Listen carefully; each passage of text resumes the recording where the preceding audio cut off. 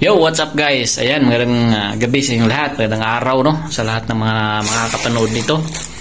So, dito na naman ako guys sa aking shop. At ito na lang muna papakita ko sa inyo. So, hindi na ako muna magpapakita guys. So, ngayon dito tayo sa, sa aking pwesto.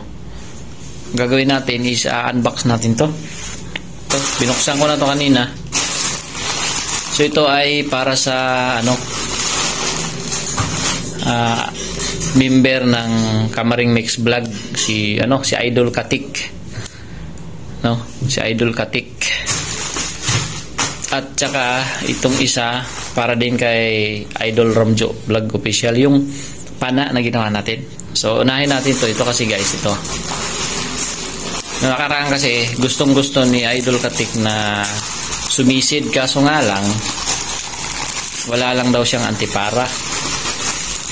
Tsaka wala din isang pana na maliit kasi yung pana, masyadong malaki yung pana na unang binigay kong malaki yung itim. So ito, yan, nagbigay tayo ng pansisid ulit, eyeglass. So bibigay natin sa kanya yung eyeglass, ito, para may magamit siya doon. Ayan, bagong eyeglass to, so hindi na natin bubuksan kasi same pa rin naman yung store na kinuhaan natin ito.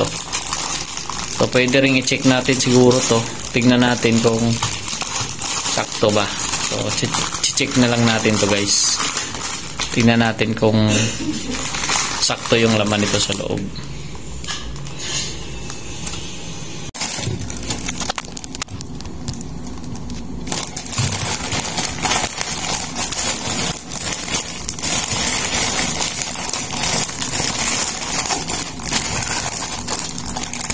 Ito guys, air plug para dito, para hindi pasukin tubig yung ito, ingat, pero parang hindi na siguro nila kailangan to kasi yung unang pinadala ko hindi naman nila ginagamit tong air plug. So kukunin na natin to para magamit natin.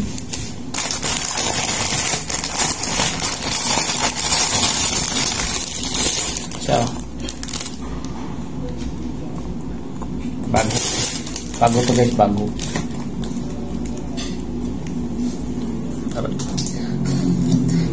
Talaga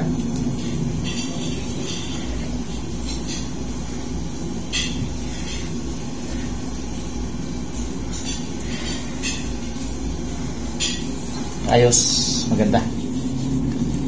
So balik natin sa lagayan niya,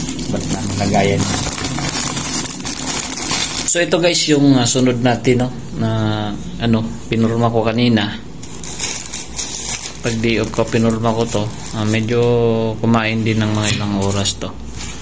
So ito yung pang native ni ni Idol Ramil tsaka ni Idol Katik. So bahala na si Idol Ramil tsaka si Idol Katik nito kung sinong gagamit.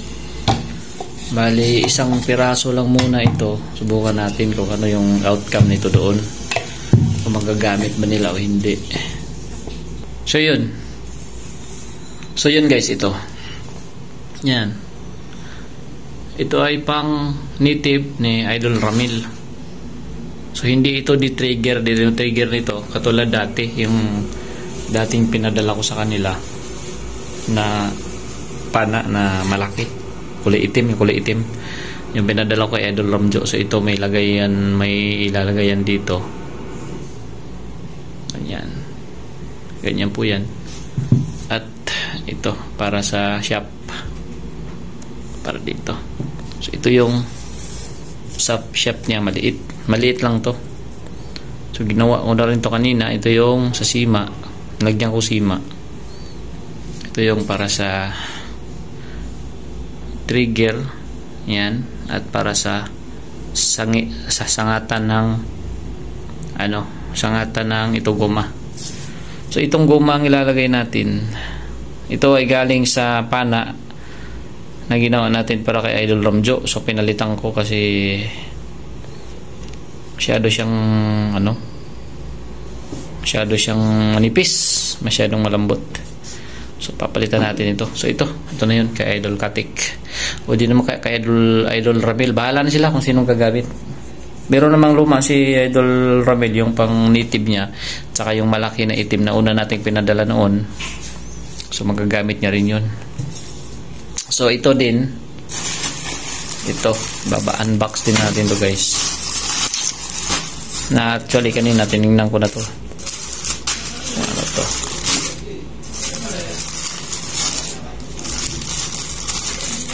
So ito ay goma. So ito ay bago. Ito guys, hindi naman to luma. Ito, yun nga lang, pagka ito kasing guma na to, pagkatagalan gaganyan para puputi siya. So ito, kasi kakarating lang nito, ay nahulog pa. Ito ba? Yan. Kararating lang kaya itim. So actually ito, pares ang laki. Yun nga lang, ang laki sa ilalim, mas malaki ito. Mas maliit ito kaysa sa ito, kaysa sa butas. So mas malambot ang hila nito, ito, kaysa sa rito, kaysa sa bago. So ito ang ilalagay ko sa pana. So ito kasi kaya ko nag-decide na lagyan ulit ng ganito kakapal guys ang ilalagay. Sayang kasi yung trigger na binili ko kay Idol JJJ Hand Fishing Master na YouTube channel din niya. Sayang kasi yung trigger, kasi maganda ang trigger. Maganda ang pagkagawa ng trigger guys, pang talaga, pang heavy duty na gawa, pang malakasan ba. Wala nga lang siyang line release, pero ginawa natin ng paraan para magamit siya na parang may line release. So kaya lagyan natin ng ganito. Sayang kasi, di bali nang mahirap siyang medyo saaw na lang naman yan, yung mahirap isangat. Saaw na lang, katagalan na ang lagi nang nagagamit, luluwag din. Katulad ng pana ngayon na ginagamit Idol Ramjo, saka Master Ramel kulay itim. Good morning guys. Ito ako sa bahay ngayon. Tawag dito silaw. May uda ako. Tapos ngayon kagabi guys, inayos na natin yung pana. Napalit na tayo ng guma. So ito na yun. Hindi yung pa ako ha. Yung pana ni Idol Ramjo. Ito isa. Pinalitan na natin to kahapon. Ito na. Binalik natin yung goma na dati, yung goma na ginamit natin, yung sa unang pinadala natin. So ito na yun, final na to, final. Medyo matigas na talaga to hilahin. Yan. So ito na. Ito na siya. Final na yan. Kasi guys, isa nga ulit-ulit yung sasabihin nga, sayang itong trigger ni JJJ Hand Fishing Master. Ayan, trigger yan. Ang ganda kasi ng trigger nya, antibay. Ngayon lalagyan ko lang dyan kung lalagyan ko lang yan ng goma na tawag dito, kung lalagyan ko lang yan ng goma na hindi matibay, sayang naman yung trigger nya. Yan, ganda ng trigger na yan kahit wala siyang line release, nilagyan ko na lang ng ganito sa ilalim, reel. Yan, bago yan. Yung lumang nito, ayan diba? Yung lumang nito guys, yung lumang goma na malambot, nilagay ko dito ngayon sa pang native ni Kamaring Mix Vlog. Pang native lang to, hindi ito pang talaga. Saglit lang saglit lang guys, hirap mag vlog kung busy yung asawa ko, may ginagawa din. So dito nilagay ko rito.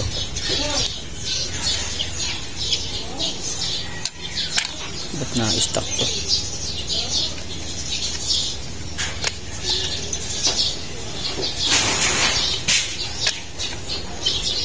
So nilagay ko dito.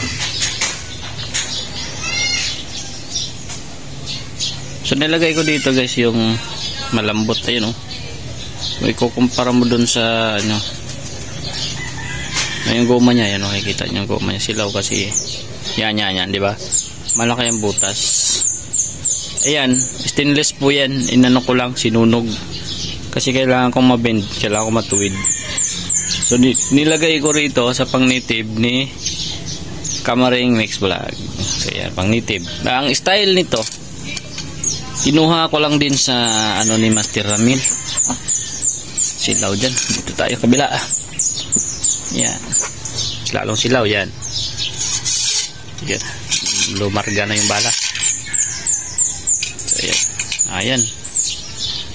Yan. Kinuha ko lang din sa style ng ano ni Master Ramil. So yung una nating pinadala sa kanila yung itim, hindi ganito yung hawakan, diretso lang dito sa likod. Pero ito nilagyan natin ng hawakan ng ganyan, tapos trigger ganyan. So ginaya ko yung kay Master Ramil kasi mas ano ni Master Ramil, mas ano si Master Ramil dun masanay kaysa sa yung pinadala nating kulay itim una. So, ginawa nating pag ganito. Ang dumi ng kuko ko, hayaan nyo na yan guys, para di sila mahirapan. Ayun o. So susubok natin to. So ngayon kapag nakaalis kami ito, kasi kailangan ko pa ng goma rito, di pa ako nakabili. Dadaan kami mamayang palengke. Kung pupunta man kami doon, ito lang ang masusubok natin ulit. Susubukan natin ulit to sa bago niyang goma. So mamaya guys, tingnan natin kung makakahuli. Kailangan natin itong subukan bago natin ipadala kasi malay mo may abnormalities o di naman kaya may problema sa trigger. Ganun talaga. I-check lang din natin kung anong mas maayos bago natin ipadala. Diba? So yun lang. Mamaya na lang guys, update ko kayo pag nakapunta kaming ilog. Pero pagka hindi kami nakapuntang ilog, hanggang dito na lang tong video na to. Yan guys, bye bye.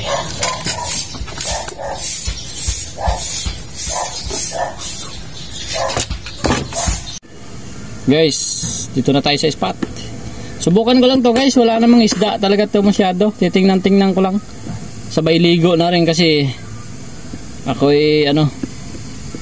mamaya papasok pa sa trabaho ba. Ayun, makikita mo yung kalabaw nun sa yung alam malayo.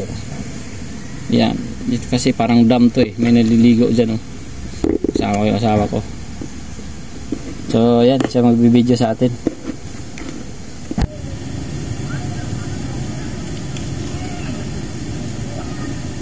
Tatago sa mga bato. Tatago sa mga bato. Wala na, kita namin dito Ba't ganun? Hindi ka, pwede sa ibabaw na lang, Ha?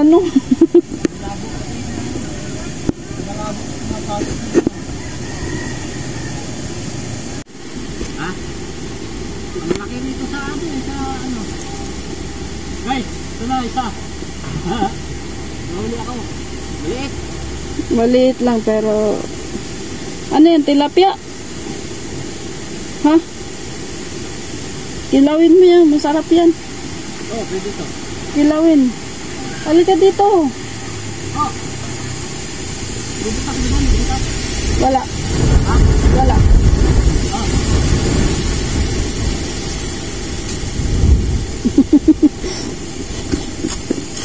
So guys, walang mahuli na. Galing din Akala ko dahon yung inangat. Guys. At least nasubukan yung pana. Pwede na.